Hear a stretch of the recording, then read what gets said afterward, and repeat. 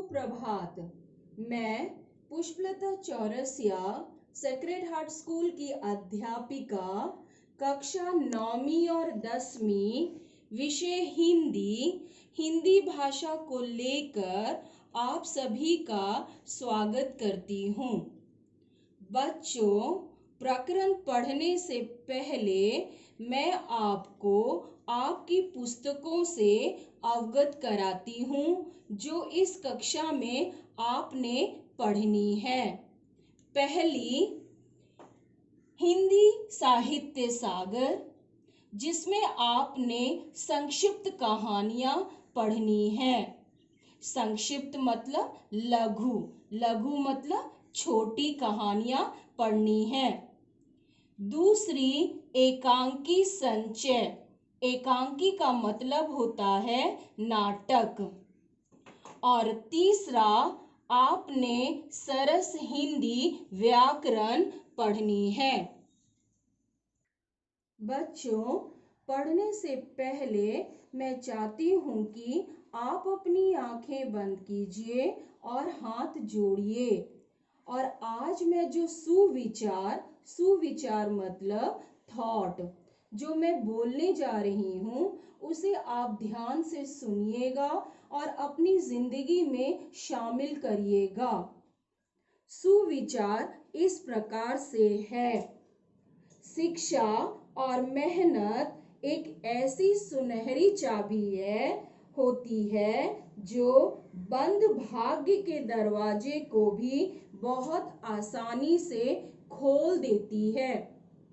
कहने का तात्पर्य ये है कि बच्चों, हम तो एक जरिया हैं। अध्यापक और अध्यापिका एक जरिया है आपको समझाने के लिए, लेकिन बच्चों मेहनत तो आपने करनी है और आपने 9वीं और 10वीं में मेहनत करके ही सफलता पा सकते हैं। बच्चों, अब आप अपनी आंखें खोलिए। आज मैं आपको साहित्य सागर की संक्षिप्त कहानी का पहला प्रकरण पढ़ाने जा रही हूँ। आज का दिनांक 19/5/20 है। प्रकरण का मतलब पाठ होता है। पाठ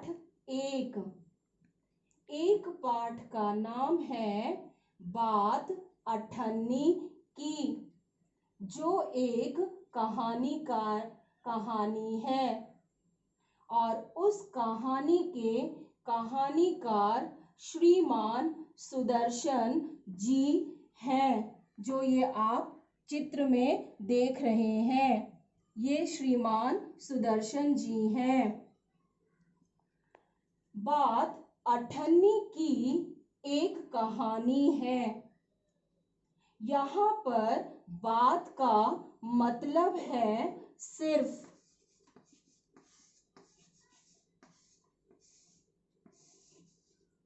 अठन्नी का मतलब है 50 पैसे। तो इस कहानी का मतलब हुआ कि सिर्फ 50 पैसे।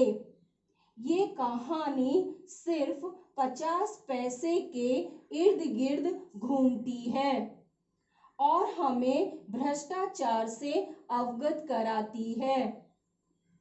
अठन्नी शब्द पुल्लिंग शब्द है। इस पाठ को समझने के लिए मैंने इसे 4 रूपों में बांटा है। पहला, कहानीकार का परिचय।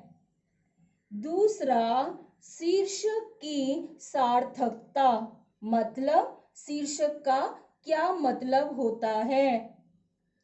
तीसरा, चरित्र चित्रण। कहानी बात अठन्नी की में कितने चरित्र आए हैं उनके बारे में मैं आपको अवगत कराऊंगी। और चौथा, कहानी का सार, पृष्ठ के अनुसार। पृष्ठ मतलब पेज के अनुसार मैं आपको कहानी के बारे में, बात अठन्नी के बारे में बताऊंगी। बच्चों, पहला कहानीकार का परिचय। जैसा कि मैंने आपको बताया था कि जो कहानी लिखते हैं उन्हें हम कहानीकार कहते हैं। लेखक और लेखिका भी कह सकते हैं। जो एकांकी लिखते हैं उन्हें हम एकांकीकार कहते हैं। जो उपन्यास लिखते हैं उन्हें हम उपन्यासकार कहते हैं। क्योंकि एक कहानी है इसीलिए इसे हम कहानीकार कहेंगे। तो कहानीकार का परिचय। कहानीकार श्रीमान सुदर्शन जी हैं। श्रीमान सुदर्शन जी का वास्तविक नाम बद्रीनाथ है। वास्तविक का क्या मतलब होता है? वास्तविक का मतलब होता है जो अस्तित्व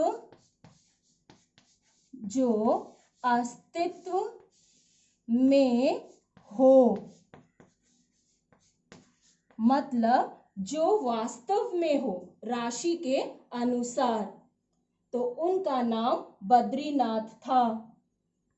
श्रीमान बद्रीनाथ यानी कि सुदर्शन जी का जन्म सन 1895 में पंजाब प्रांत के सियालकोट में हुआ था। वर्तमान में सियालकोट पाकिस्तान में है। सुदर्शन जी की शिक्षा कहाँ हुई थी? उन्होंने कौन से कार्य किए थे? मैं आपको उनकी शिक्षा और कार्य से इसलिए अवगत करा रही हूँ क्योंकि आप 9वीं और 10वीं के छात्र हो और हिंदी लेकर पढ़ रहे हो। इसीलिए आपको कहानी लिखने वाले कहानीकार के बारे में विस्तार से पढ़ना होगा। उनकी शिक्षा।